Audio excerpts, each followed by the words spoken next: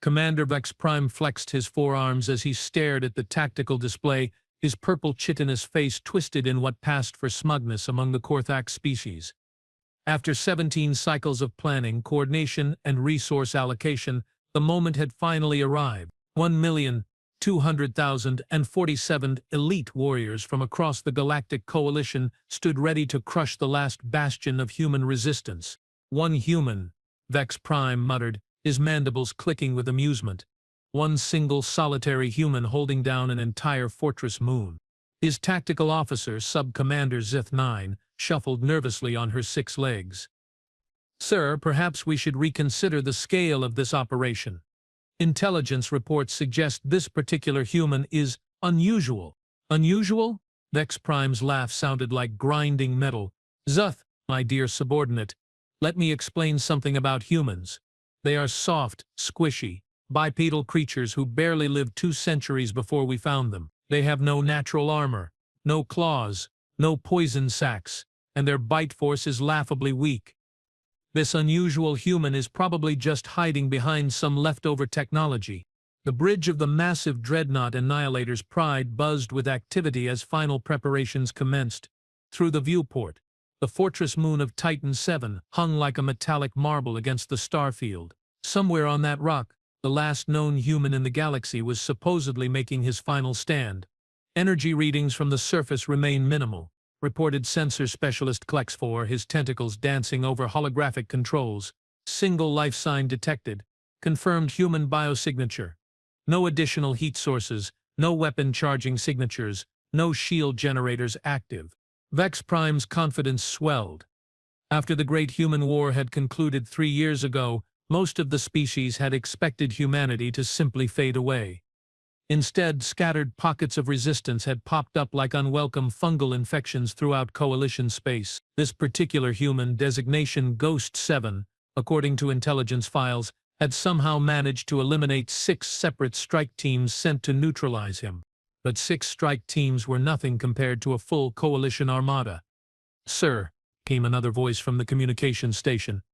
"Admiral Threx Prime is requesting permission to begin the bombardment sequence." "Tell the good Admiral to hold position," Vex Prime commanded, savoring the moment. "I want to observe this human's final moments personally. Perhaps we can learn something useful about their psychology before we finish cataloging their extinction." On the main screen, a zoom-enhanced image of Titan 7's surface revealed a surprisingly mundane scene. Rolling metallic hills dotted with abandoned mining equipment, a few scattered prefab buildings, and one small structure that appeared to be some kind of communications outpost. No visible defenses, no weapons arrays, no signs of the military genius that had supposedly eliminated those previous strike teams. "Hail the human," Vex Prime ordered, settling back into his command throne. "Let's see what this legendary Ghost 7 has to say for himself." The communications array crackled to life, and after a moment a response came through. The voice that emerged was distinctly human, rough, casual, and carrying an undertone that Vex Prime couldn't quite identify. "Well, well, well," the human voice drawled. "Look what the space cat dragged in. I'm guessing you are here about that whole last human thing." Vex Prime leaned forward, intrigued despite himself. "I am Commander Vex Prime of the Galactic Coalition. You are surrounded by over 1 million combat troops, 300 capital ships, and enough firepower to crack this moon in half. Surrender immediately, and your death will be swift." A sound emerged from the speakers that took Vex Prime a moment to recognize. Laughter. Not the bitter laugh of desperation or the manic giggle of madness, but genuine, hearty amusement. "Oh man, that's rich," the human continued, still chuckling. 1 million troops? For little old me? Somebody either really overestimated my threat level, or your intelligence department has a serious budget surplus to burn through. Sub-Commander Zith-9's antennae twitched nervously. "Sir, his psychological profile suggests possible mental instability. This level of humor in the face of certain death is abnormal." "I prefer to think of it as optimism," the human voice interjected, apparently having overheard. "Name's Marcus Kane, by the way. Most folks call me Mark, though I suppose Ghost 7 has a nice ring to it too. Very mysterious, very spooky." Vex Prime's mandibles ground together in frustration. This wasn't going according to script. Humans were supposed to beg or rage, or at least show some appropriate level of fear when facing overwhelming odds. This Marcus Kane sounded like he was discussing the weather. "You do understand your situation, human," the Bex Prime pressed. "You are alone. Your species is extinct. Your technology is inferior. You have no hope of survival, no possibility of victory, and no chance of escape." "Yeah, about that," Marcus replied, and Vex Prime could practically hear the grin in his voice. "I have been thinking about your math there, Commander. 1,000,000 troops sounds impressive, but here's the thing about numbers. They only matter if you can use them effectively." The tactical display suddenly flickered, showing movement on Titan VII's surface. Marcus Kane had apparently stepped outside his small outpost and was now visible on long-range sensors. He appeared to be waving. "Is he greeting us?" asked Weapons Officer Drex II, confusion evident in his electronic voice. "I believe so," Vex Prime muttered, staring at the display in disbelief. "Just wanted to make sure you could see me," Marcus called over the comm. "Wouldn't want there to be any confusion about where I am. I'm right here, by the way. Standing in the open. No cover, no tricks, no backup. Just me, a couple of energy bars, and my favorite rifle." Vex Prime's tactical mind raced. This had to be some kind of trap. No sentient being, especially not a human, would be this casual in the face of certain annihilation unless they had something up their sleeve. "Scan for hidden weapons," he ordered. "Check for underground installations, concealed shield generators, anything that might explain this behavior." For the next 10 minutes, every sensor array in the fleet focused on Titan VII, deep penetration scanners, quantum resonance detectors, gravity wave analyzers, and even exotic particle sniffers combed every cubic meter of the moon's surface and subsurface. "Scans complete, sir," reported Clax 4. "No hidden installations detected, no concealed weapons, no shield generators, no additional life signs. The human appears to be exactly what he claims, alone, on the surface, with minimal equipment." "What about orbital support? Hidden ships? Stealth technology?" "Negative on all counts, sir. Our fleet's sensor net would detect any cloaked vessels within 3 light-years. There's nothing else out there." Vex Prime felt the first stirring of genuine confusion. In his 47 years of military service, he had never encountered anything like this. Standard military doctrine held that when faced with impossible odds, a rational being would either surrender or fight desperately. They didn't crack jokes and wave at their executioners. "Perhaps," suggested Zethanine quietly, "this human has simply lost his mind, psychological break due to isolation and stress." "I can hear you, you know," Marcus called out cheerfully. "Your comm channel is wide open, and I haven't lost my mind. Thanks for asking. I'm actually feeling pretty good, all things considered." "Then explain your behavior," Vex Prime demanded. "Why aren't you afraid? Why aren't you running? Why aren't you begging for mercy or raging against your fate?" "Well, Commander, that's a fair question," Marcus replied, his tone becoming slightly more serious. "See, the thing about being human is that we have got this weird quirk in our psychology. When things get really, really bad, when the odds become so ridiculous that they are basically impossible, something funny happens to us. Which is, we stop taking it seriously." The bridge fell silent. Even the background hum of ship systems seemed to fade as every being present tried to process this statement. "You stop taking it seriously," Vex Prime repeated slowly. "Exactly. Look, when I was a kid, my dad used to tell me stories about human history, wars, disasters, impossible situations where everything went wrong. And you know what the pattern was?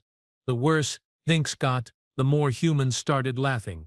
Gallows humor, we called it. When facing certain death, we'd crack jokes. When staring into the abyss, we'd make fun of it." Marcus paused, and when he continued, there was something almost philosophical in his tone. "See, Commander, fear only works up to a certain point. Once the threat becomes so overwhelming that there's literally nothing you can do about it, fear stops being useful. That's when humans switch gears." "Switch gears to what?" "Spite." The word hung in the air like a physical presence. Vex Prime found himself leaning forward despite his better judgment. "Spite?" he echoed. "Pure, concentrated, weaponized spite," Marcus confirmed. "When you can't win, when you can't run, when you can't even make a meaningful dent in the problem facing you, there's still one thing you can do, which is, you can make it as annoying as possible for the other guy. Admiral Threx Prime's voice crackled over the command channel. Vex Prime, why haven't we begun the assault? The fleet is in position, all weapons are charged, and the target is clearly identified. Vex Prime held up one hand, his eyes still fixed on the display showing Marcus Kane standing casually on the moon's surface. Hold position, Admiral. I'm beginning to suspect we are missing something important here. Missing what? It's one human with a rifle. This should have been finished hours ago. That's exactly what concerns me, Vex Prime muttered. Marcus's voice came through the speakers again, sounding amused. Having second thoughts, Commander. That's smart. Very smart. Because here's the thing about those 6 strike teams that came after me before. Every being on the bridge tensed. They made the same mistake you are about to make. They assumed that because they outnumbered me, they'd automatically win. They forgot the cardinal rule of warfare. Which is? Vex Prime asked, though he was beginning to suspect he didn't want to know the answer. Numbers don't matter if you can't bring them to bear effectively. The tactical display suddenly showed movement as Marcus Kane began walking toward what appeared to be a small rise in the terrain. His movements were casual, unhurried, like someone taking a leisurely stroll. The first strike team had 100 soldiers. Marcus continued conversationally. Elite Korthak warriors, armed with the latest plasma rifles and energy shields. Know what their problem was? Enlighten me. They all came down in the same landing zone. Bunched up nice and tight following standard deployment protocols. Made it real easy to hit them with that mining charge I'd rigged under the landing pad. Vex Prime felt his mandibles click involuntarily. Mining charge? 20,000 tons of industrial explosives, originally meant for asteroid cracking. Turns out it works pretty well on landing craft too. Got 96 of them right off the bat. The other 4? Oh, they were smart. Stayed back, tried to coordinate a proper assault. Unfortunately for them, I'd had 3 weeks to prepare that welcome wagon. Improvised mines, jury-rigged auto turrets, made from mining equipment, sensor nets tied into the moon's seismic monitors. They never had a chance. Vex Prime's tactical mind was racing now. The second team, 200 soldiers, different approach, they spread out more, came from multiple vectors. Problem was, they underestimated how well I knew this moon's terrain. I'd been here for 6 months by then, had every cave system, every mining tunnel, every maintenance shaft memorized. The human's tone remained conversational, almost educational, as if he were teaching a class on military tactics rather than describing mass slaughter. Hit-and-run tactics work real well when you know the ground and your enemy doesn't. Pick off the scouts, fall back through the tunnels, pop up somewhere else. Repeat. Took me 3 days to eliminate the whole team. The others? Zith9 asked quietly. Oh, they kept getting more creative. Team 3 brought heavy armor. Team 4 had air support. Team 5 tried orbital bombardment, followed by a ground assault. Team 6 was actually pretty clever. They tried to starve me out by setting up a perimeter and waiting. What happened to them? Well, teams 3, 4, and 5 all made the same basic mistake. They forgot that this moon is riddled with mining tunnels and that I'd had months to turn those tunnels into a 3-dimensional battlefield. Hard to use heavy armor when your target keeps popping out of holes in the ground. Air support doesn't help much when your enemy is underground, and orbital bombardment just collapses more tunnels, which actually makes it easier for me to move around unseen. Marcus had reached the small rise and was now standing atop it, clearly visible to every sensor in the fleet. He appeared to be adjusting something on his rifle. As for Team 6, the ones who tried to wait me out, well, that showed they didn't understand the fundamental nature of this particular tactical situation. Which is, Commander, this is a mining moon. You know what mining moons have lots of. Vex Prime felt a cold sensation spreading through his thorax. Supplies? Exactly. Food stores, water recyclers, air scrubbers, power generators, you name it. This place was designed to support a population of 5,000 miners for months at a time. I'm just one guy. I could live here for decades on what's stored in the supply depots. The implications hit Vex Prime like a plasma bolt to the brain. But the coalition forces didn't have that luxury. Bingo. They had to maintain a supply line.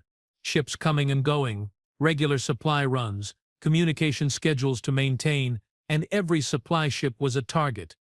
Every communication relay was something I could sabotage. Every time they had to coordinate with Fleet Command, I was listening in on their communications. You were picking them off piece by piece for 3 months. By the end, they were so paranoid and demoralized that they were shooting at shadows. When I finally made my move against their main camp, half of them fled without firing a shot. Vex Prime stared at the tactical display, his mind reeling. This human had just described 6 separate military disasters, each one involving forces that should have been more than sufficient to handle a single opponent. And he'd done it with the casual tone of someone discussing their hobby. So here's my question for you, Commander. Marcus continued, his voice taking on a slightly sharper edge. You have got 1 million troops. That's impressive. But how exactly are you planning to use them? The question hung in the air like a challenge. Vex Prime realized that every being on the bridge was staring at him, waiting for an answer. An answer he didn't have. I mean, think about it logically. Marcus pressed. You can't land 1 million troops on this moon simultaneously. The surface area just isn't there. You'd have ships stacked on top of each other. Soldiers landing on other soldiers' heads. It would be chaos. Admiral Vex Prime's voice crackled over the comm again. Vex Prime, what's the delay? Why are we listening to this human's rambling? Because, Vex Prime said slowly, realization dawning, he's absolutely right. Right about what? We can't use 1 million troops effectively in this scenario. The moon's surface area limits our deployment options. We'd have to stage the assault in waves, which means most of our numerical advantage is useless. Marcus laughed again, and this time there was something distinctly predatory about the sound. Now you are getting it. See, your problem isn't that you don't have enough firepower, your problem is that you have too much. Explain. You are trying to use a sledgehammer to perform brain surgery. Sure, the sledgehammer is more powerful than a scalpel, but power without precision is just waste. Vex Prime found himself genuinely curious now, despite the tactical nightmare this human represented. What would you suggest instead? Oh, I wouldn't suggest anything, Marcus replied cheerfully. I'm quite happy with your current approach. The more complicated you make this, the more opportunities you give me to turn your advantages against you. Such as? Well, for starters, your communication network, 1 million+ soldiers, means millions of communication channels, all of which I can potentially intercept or jam. Your supply lines are going to be massive and complex, which makes them vulnerable to disruption. Your command structure is going to be a bureaucratic nightmare trying to coordinate that many units effectively. Marcus paused, and when he continued, his tone was almost sympathetic. And then there's the psychological factor. Psychological factor. Commander, how do you think your soldiers are going to react when they start taking casualties from a single human, when entire companies start disappearing into the tunnel networks, when their comrades start falling to traps and ambushes set by one guy with a rifle? Vex Prime felt his confidence eroding like a cliff face in a storm. They are professional soldiers. I'm sure they are. But professional soldiers are still people, and people have limits. Fear is contagious, Commander. Doubt spreads like a virus. When you have got 1 million soldiers all wondering if they are going to be the next one to step on a mine or walk into an ambush, morale becomes a serious problem. The bridge had fallen completely silent now. Even the routine background chatter of ship operations had stopped, as every crew member strained to listen to this impossible conversation. Plus, Marcus added conversationally, there's the friendly fire issue. Friendly fire? 1 million soldiers, chaotic urban environment, high stress, limited visibility due to tunnel networks and underground positioning.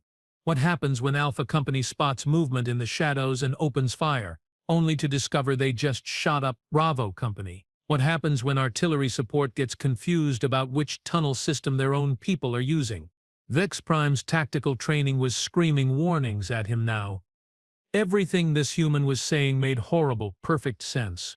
The more troops you pack into a confined space, the more likely they are to start shooting each other, Marcus continued. It's basic mathematics. Add in the stress of knowing that any shadow could contain an enemy, any sound could be the prelude to an attack. And well, let's just say I won't be the only one doing the shooting. Admiral Vex Prime's voice cut through the bridge speakers, sharp with impatience. MX Prime, I'm reading massive delays in deployment. What's your status? Vex Prime looked around the bridge, seeing his own growing unease reflected in the faces of his crew. This was supposed to have been a simple mop-up operation. Send in overwhelming force, eliminate the target, move on to the next sector. Instead, they were getting a master class in asymmetric warfare from their intended victim. Admiral Vex Prime said carefully, I'm beginning to think we may need to reconsider our tactical approach. Reconsider? It's one human, Vex Prime. One human against 1,000,000 coalition soldiers. What's to reconsider? That's exactly the problem, sir. We are thinking about this wrong. Marcus's voice came through the speakers again, sounding amused. Oh, this is getting good. Please, continue your conversation. Don't mind me. Admiral Vex Prime's tone turned icy. Commander, are you seriously considering tactical advice from the enemy? I'm considering tactical reality. Admiral, this human has eliminated 6 previous strike forces using nothing but terrain advantage, improvised weapons, and superior knowledge of the battle space. Now we are proposing to give him an even more target-rich environment. He's one human. Yes, sir, one human who has proven remarkably adept at turning numerical superiority into a liability. Marcus laughed again. I like this guy. He's actually thinking. That's rare in military commanders, you know. Most of them just rely on overwhelming force and hope for the best. Silence, Admiral Vex Prime barked. Human, you will cease your interference in coalition military communications. Or what? Marcus replied, sounding genuinely curious. You will send 1,000,000 soldiers after me? The bridge erupted in nervous chittering and clicking as the crew realized they'd just witnessed a human mock an admiral of the coalition fleet. Such insubordination was unthinkable among civilized species. That's it, Admiral Vex Prime snarled. Vex Prime, begin the assault immediately. I want that human's head on my desk within the hour. Vex Prime looked at the tactical display, then at his crew, then back at the display. Every instinct he had was screaming that this was a mistake. But orders were orders. Very well, Admiral. Beginning deployment sequence. Finally, Marcus said, and for the first time his tone carried a note of genuine satisfaction. I was wondering when you'd make your move. I have been getting a little bored standing up here. The first wave of landing craft began launching from the fleet's assault carriers. 5,000 elite coalition Marines in state-of-the-art armor, armed with the latest weapons technology, supported by air cover and orbital fire support. It should have been more than sufficient to handle any single opponent. Should have been. Landing Zone Alpha is secure, came the report from the first wave commander. No resistance encountered. Beginning sweep pattern. Copy that, Alpha Leader, Vex Prime responded. Maintain formation and advance on the target building. For 10 minutes, everything proceeded normally. The Marines advanced across the moon's surface in perfect formation, their scanners sweeping for threats, their weapons ready. They encountered no resistance, no traps, no ambushes.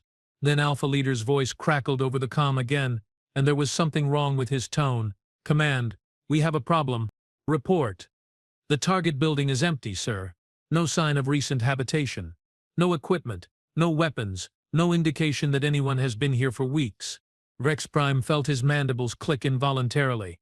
Check your scanners. We have a confirmed human biosignature on the surface. Sir, we have checked multiple times. There's definitely someone down here, but not in the building. The signature is moving. Moving where? That's the problem, sir. According to our readings, he's moving through solid rock. The bridge fell silent again. Vex Prime stared at the tactical display, watching as the human biosignature appeared to glide effortlessly through areas that should have been impassable. Alpha Leader, specify your position relative to the target's signature. Sir, the signature appears to be approximately 50 meters below our current position and moving parallel to our advance. Below you? Yes, sir. Underground. Vex Prime closed his eyes, suddenly understanding. The mining tunnels. Sir? He's using the mining tunnel network. That's how he's been moving unseen. That's how he eliminated the previous strike teams. Marcus's voice came through the speakers, sounding delighted. Oh, very good, Commander. You are finally getting it. Yes, I'm in the tunnels. This moon is like Swiss cheese, riddled with passages and chambers and vertical shafts. I know every meter of this network by heart. Alpha Leader, fall back to defensive positions immediately, Vex Prime ordered. Sir, Fall back now. But it was too late. The tactical display suddenly lit up with explosion markers as a series of detonations rippled across landing zone Alpha.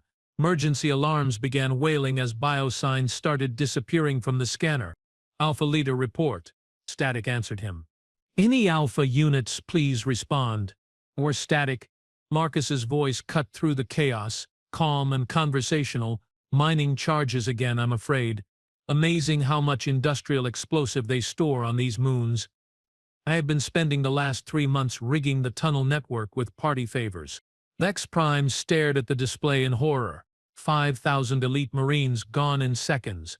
The most advanced military force in the galaxy, eliminated by a human using mining equipment. How, he whispered. Simple geology, Commander. See, when you detonate charges in carefully calculated positions throughout a tunnel network, you can create what's called a cascade collapse. One explosion triggers the next, which triggers the next, until entire sections of the underground system come down at once. The tactical display showed a massive crater where landing zone Alpha used to be. The surrounding terrain had subsided into a series of interconnected sinkholes, creating a landscape that looked like the surface of an ancient asteroid.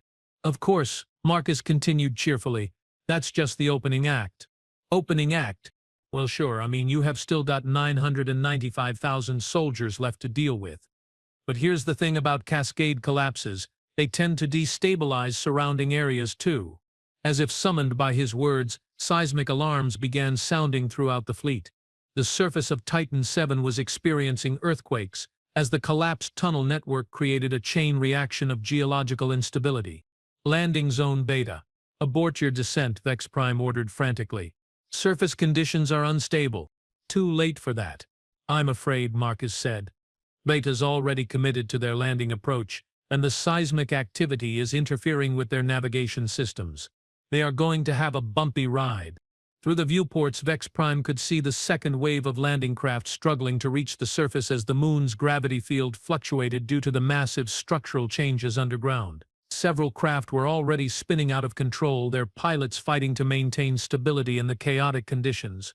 You planned this, Vex Prime said, realization dawning. All of this. You wanted us to bring a massive force. Guilty as charged, Marcus replied cheerfully. See, the thing about fighting asymmetric warfare is that you have to think asymmetrically. I can't beat 1,000,000 soldiers in a straight fight, so I don't try to. Instead, I let physics do the work for me. Physics? Seismic engineering, specifically. This moon has been extensively mined for over a century. The tunnel network extends for thousands of kilometers in all directions. It's a carefully balanced structure, and if you know where to apply pressure, another series of explosions rocked the surface as landing zone Beta collapsed just like Alpha had. More biosigns disappeared from the scanners and more emergency alarms began sounding. You are insane, Zith9 whispered. Actually, I'm an engineer, Marcus corrected. Mining engineer, specifically. Spent 15 years working on moons just like this one before the war started. Funny how useful that experience turned out to be. Admiral Threx Prime's voice cut through the chaos, apoplectic with rage. Vex Prime, what is happening down there? Sir, the human has weaponized the moon's geological structure. He's using controlled collapses to eliminate our landing forces. Then bomb him from orbit! Crack that moon open and be done with it. Sir, we have 10,000 Marines already deployed in various locations. Orbital bombardment would eliminate our own forces. Then get them out of there. Sir, the seismic activity is preventing safe evacuation. The landing craft can't maintain stable approach vectors. Marcus's laughter echoed through the bridge speakers. Oh, this is better than I hoped. You are trapped between your own tactics and your own forces. Classic military paradox. Vex Prime found himself staring at the tactical display in a kind of horrified fascination. In less than 30 minutes, this human had managed to turn their overwhelming numerical advantage into a liability, their superior technology into a hindrance, and their tactical position into a trap. How many? He asked quietly. How many what, Commander? How many more surprises do you have waiting for us? Marcus paused, and when he spoke again, his tone had shifted slightly. Not threatening, exactly, but definitely more serious. Commander, I have had 6 months to prepare for this day. 6 months to study your tactics, analyze your technology, and plan my response. I have mapped every tunnel, rigged every choke point, and prepared for every possible approach you might use." The human paused again, and Vex Prime could practically hear him smiling. "So to answer your question, more than you can handle.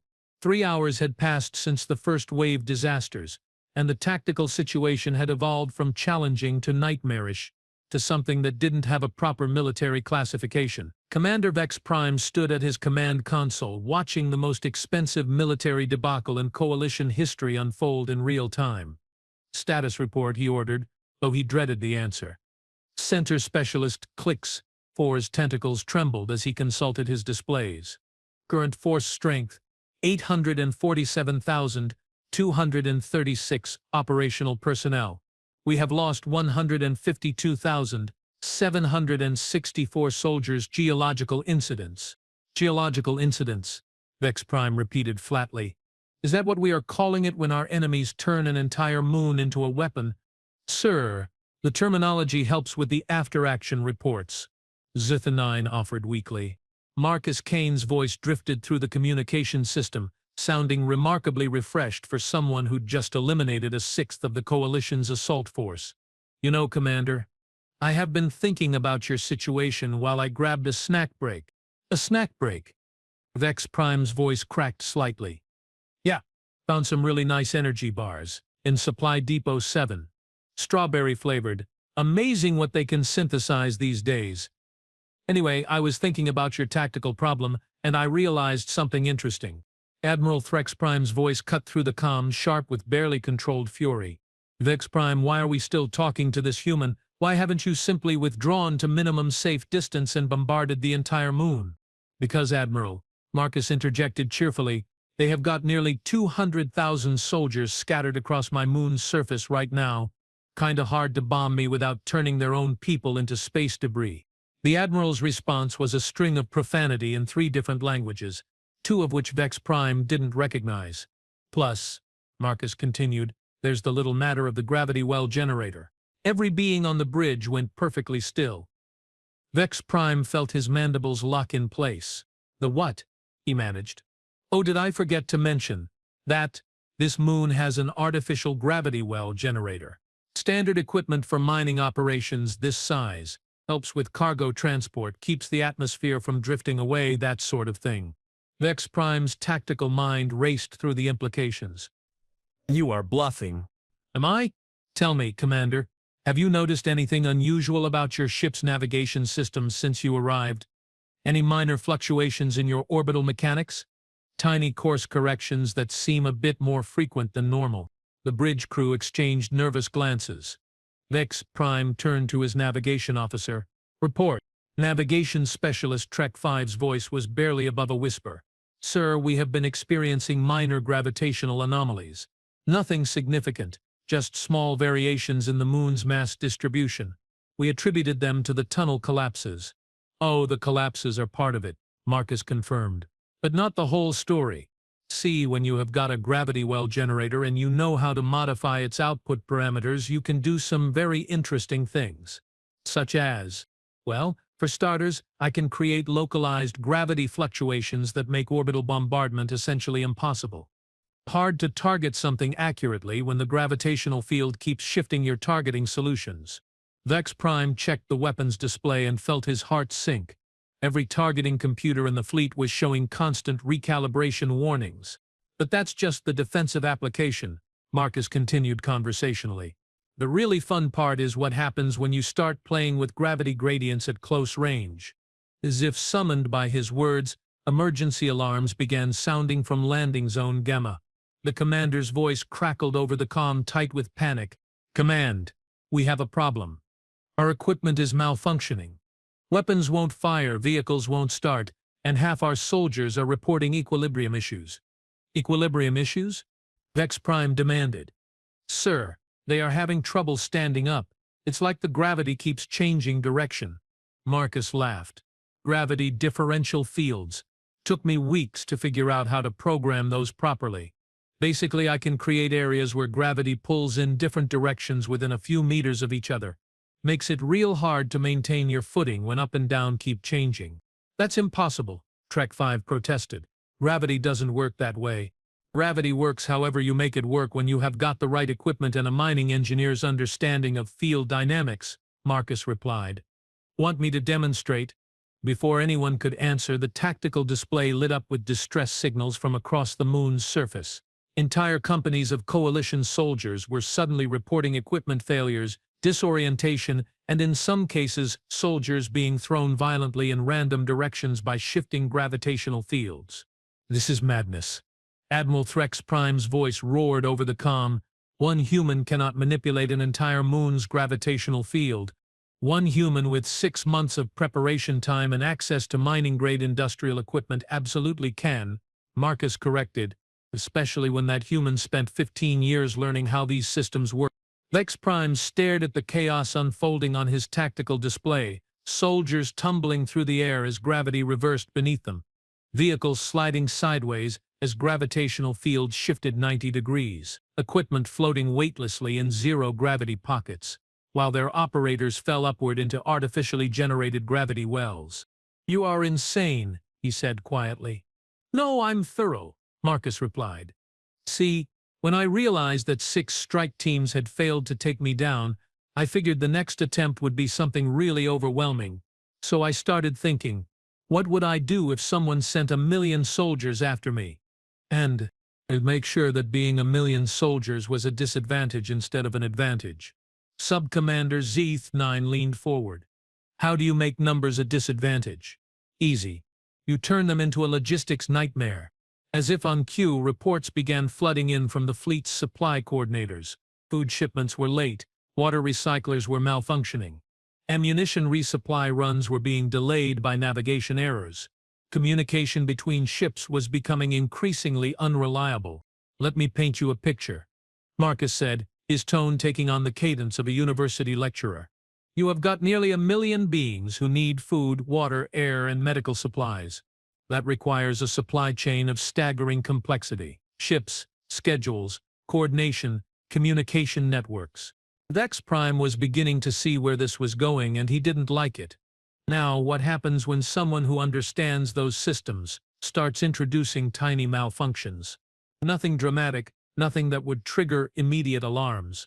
Just small delays, minor equipment failures, communication glitches that are easily explained by local interference.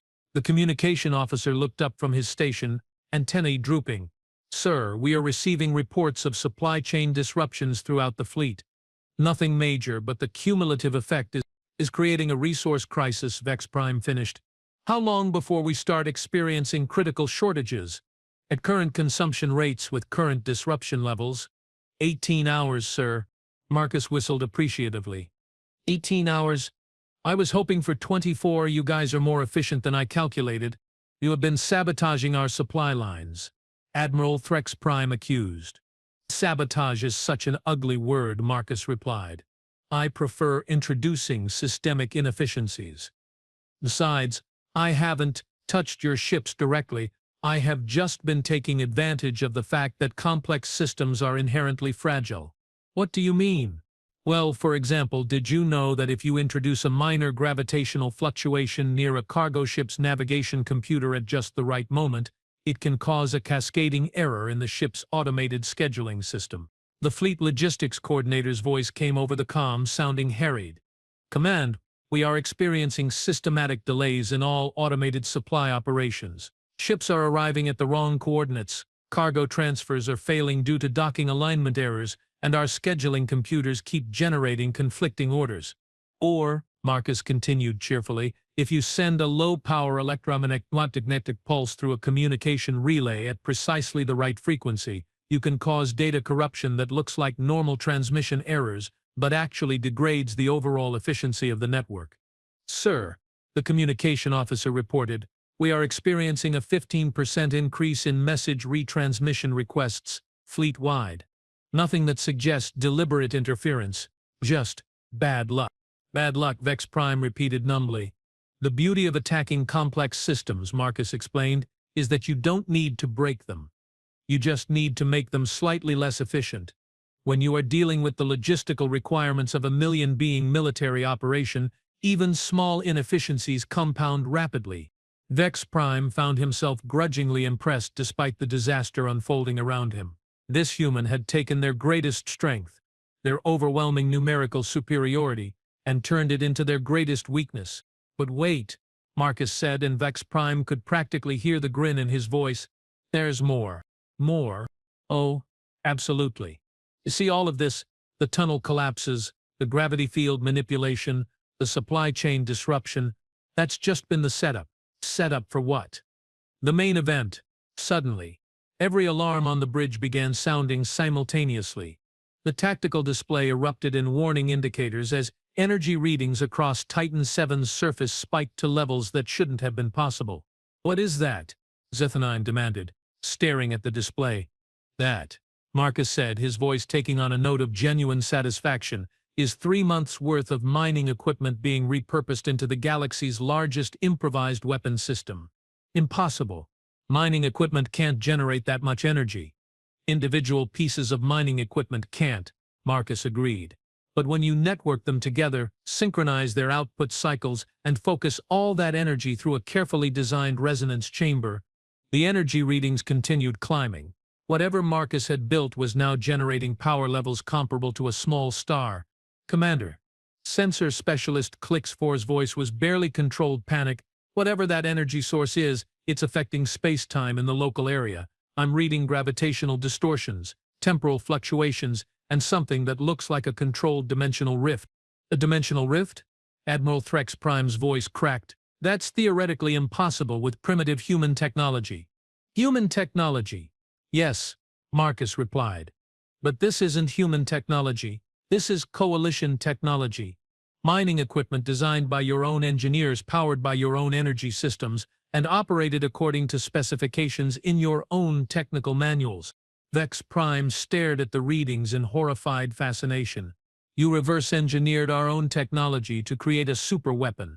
I prefer to think of it as creative repurposing.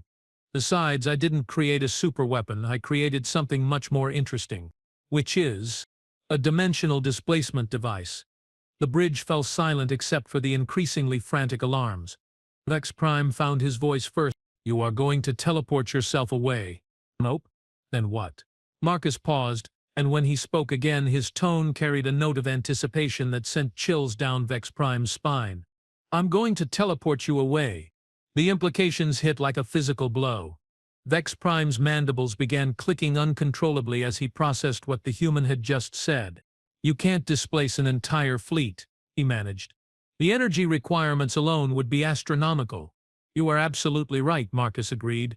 Displacing 1 million soldiers and 300 ships would require more power than this entire star system generates.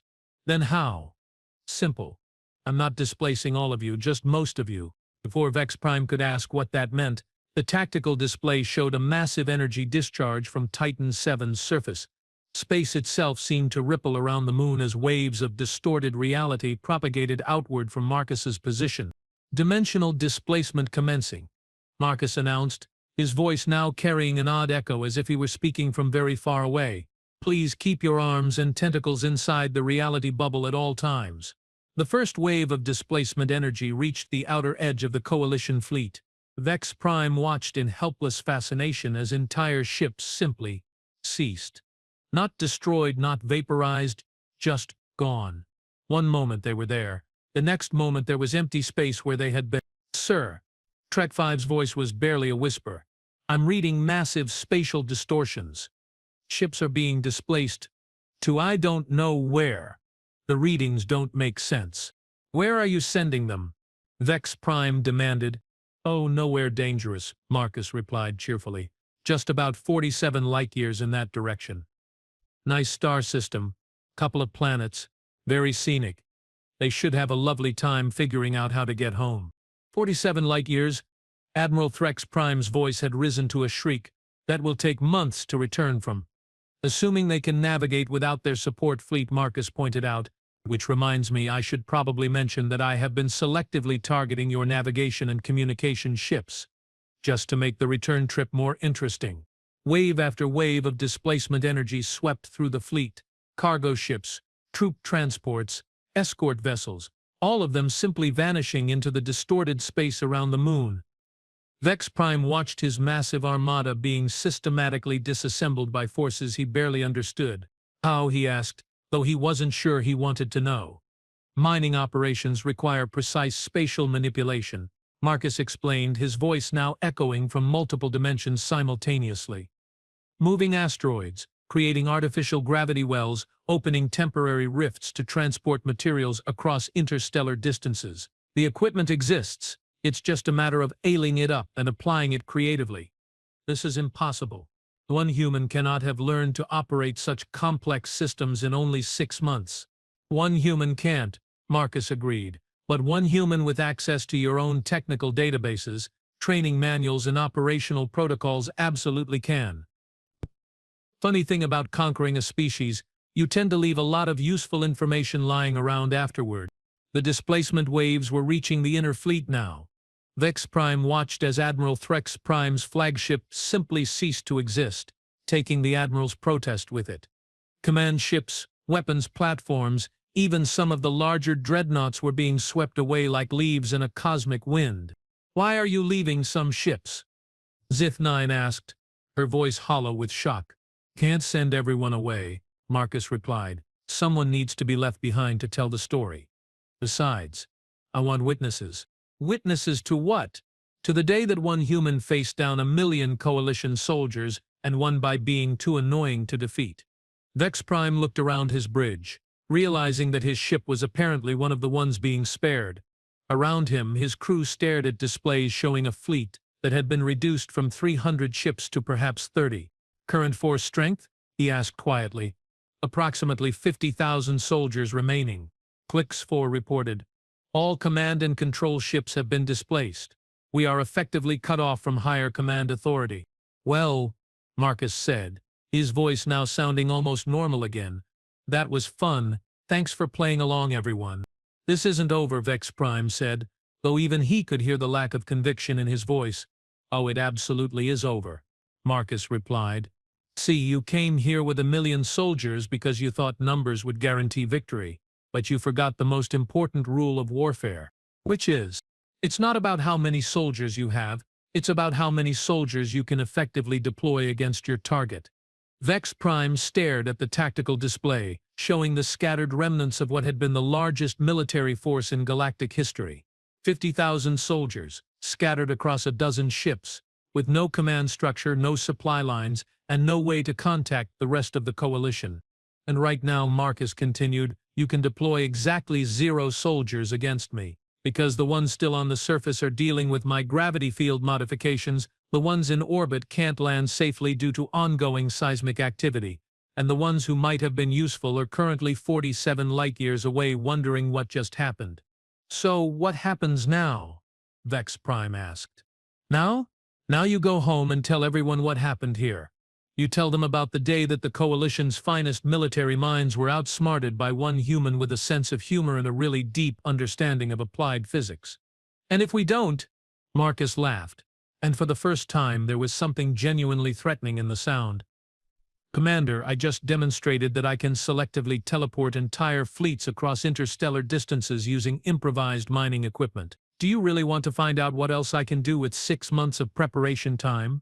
Vex Prime considered this question for a long moment.